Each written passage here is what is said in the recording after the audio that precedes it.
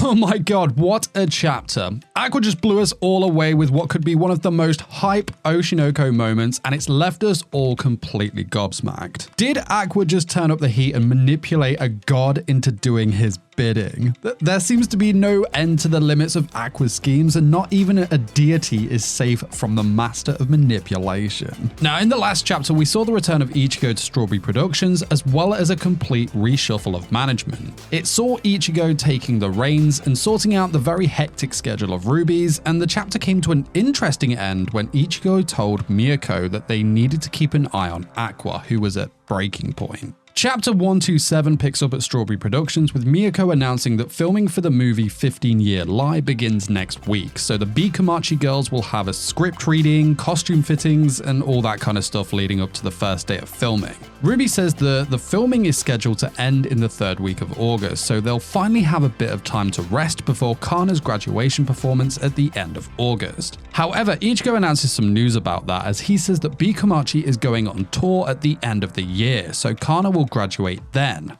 not in August. This is awesome news if you ask me. Ruby says that she was ready to say goodbye to Kana, but I don't know about you, but I wasn't just yet, so it'll be cool to have her remain in the group for a little bit longer. Not that Kana had any choice by the looks of it, it seems that she had her arm easily twisted into staying on a bit longer.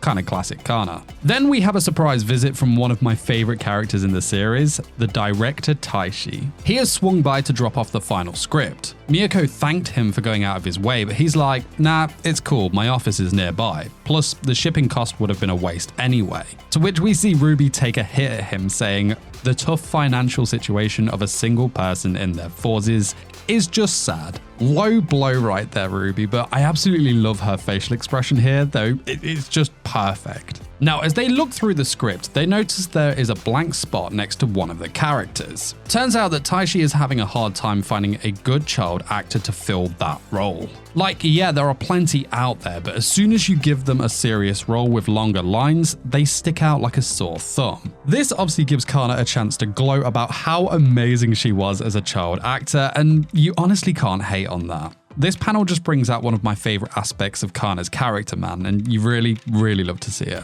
Moving on, Taishi says, yes, well, you were awesome, good job. I still need to look for a child actor for the movie. To which we move on to a solemn looking Aqua walking through a field, and I honestly don't know about you guys, but my mind went straight to who he ended up being with here as the potential role for this child actor. I was still kind of like, nah, that can't be the play, but it definitely felt like that's what was going on. Did you pick up on that? So yeah, he's with the Crow Girl here, and she says to Aqua, your face screams, I've made up my mind to hurt people and get hurt. Aqua gives the Crow Girl one of his classic empty stares as he says, don't you have anything better to do than annoy people? To which the Crow Girl says, I'm just guiding you to the right destiny.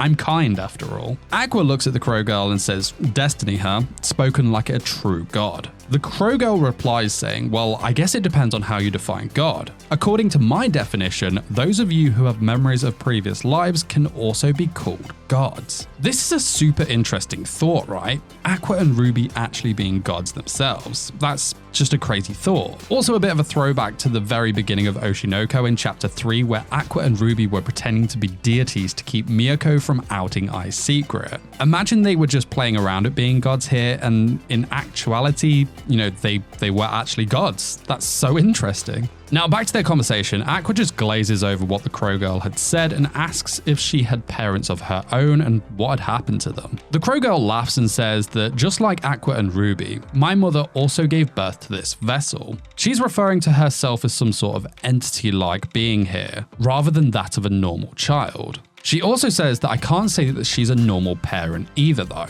This just adds layers of mystery to the Crow Girl, as if she needed any more layers, right? Not only to her identity, but now to her mother's too, who, as she says, isn't normal.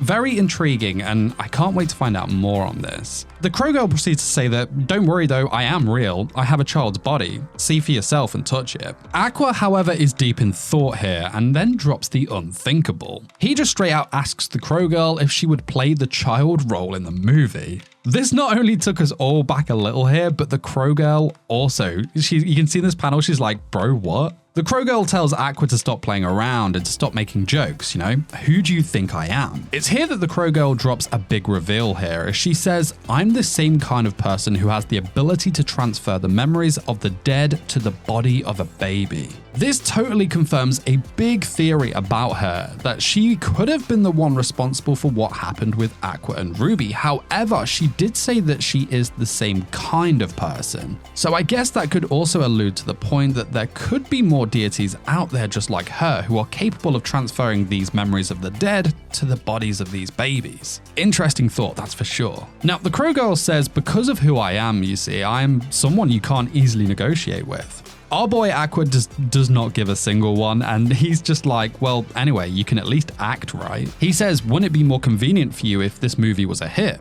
Isn't that why you went out of your way to get involved even though we didn't ask for it? The Crow Girl says, good guess, but still, it's not logical for me to get involved. Aqua's like, well, cool, if that's the case, then don't get involved anymore. I don't want to see your face ever again. This obviously rolls up the Crow Girl, and she goes all crazy evil god on his ass. She says, you poor thing, your soul is already crumbling. You can't judge things anymore. And in a really rad panel that has this creepy silhouette of the Crow Girl, she says something pretty damn terrifying. She says, you'd better know your position and manners. If I wanted to, with just my fingertip, your soul would be... And then she's interrupted by Aqua, who just does not care for this show of power at all. In the most Aqua of ways, he simply looks at her and says, yeah, never mind that. Can you be an actor or not? The Crow Girl praises Aqua for his persistence, but says that entertainment is not her place. Her role is simply to guide people and control their destiny with the light of the moon. This light of the moon line was really interesting, as it made me think about the moon god in Japanese mythology, Tsukuyomi.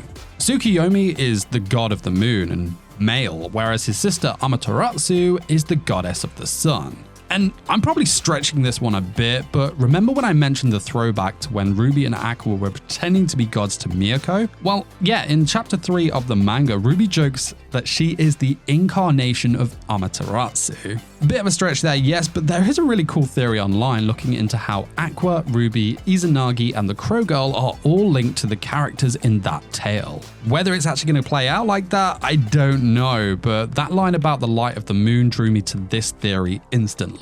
Anyway, back to the chapter. Aqua just straight out calls the Crow Girl out and says, if you can't do it, just say so already. You're complaining about various things, but you act like you can do it if you want to. That's lame. He compares her to an old man who lectures young people, acting all high and mighty, yet can't do it themselves when faced with the task. And it's here that Aqua throws the final punch by saying, just say it. I don't have the skill, so I can't do it. I'm sorry. The Crow Girl is completely thrown back by this and says, huh?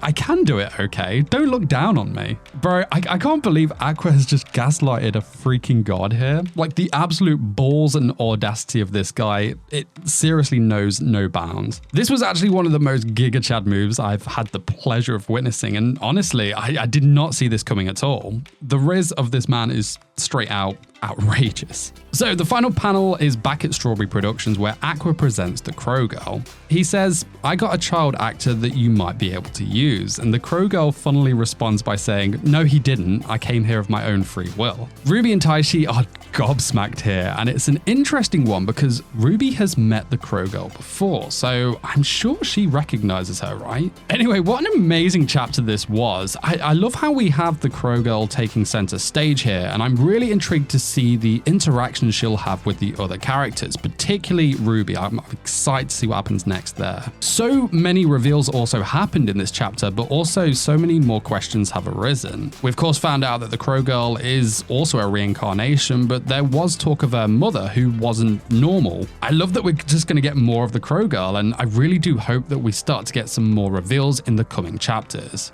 What did you guys think of this chapter? Let me know your thoughts in the comment section below. And while you wait for that next video to drop, why not check out this video where I talk about Oshinoko, but from the perspective of a YouTuber in the entertainment industry themselves.